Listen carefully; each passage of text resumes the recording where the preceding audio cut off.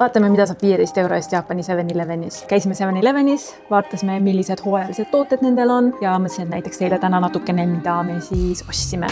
Esiteks maguskartulikrõpsud, mis on soola ja võiga, natukene snäkkimist.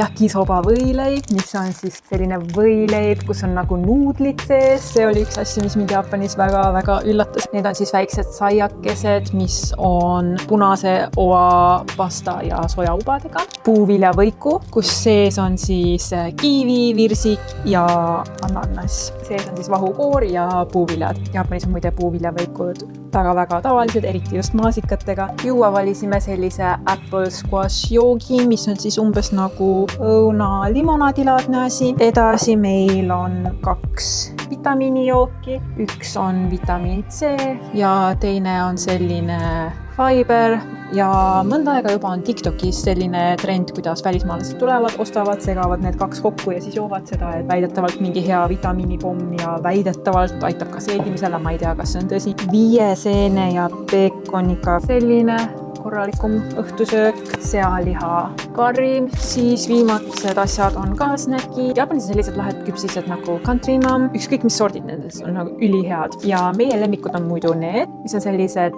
šokolaadi omad, šokolaadiga kaetud pehmed küpsised, ülihead on. Siis me leidsime siuksed hooajalised, kuna suvi on nagu melonihooaeg, leidsime sellised meloniga pehmed küpsised. Teate küll, kuidas Jaapanis turistid väga tihti ostavad KitKatte ja asju, aga ma võin öelda, et Countryman on tegelikult palju parem suveniir ja need on samamoodi erinevates regioonides, erinevate maitsetega. Et kui soovid midagi sellist, mis ka kohalikele väga meeldib, siis soovitan otsida Countryman küpsiste erinevaid sorte.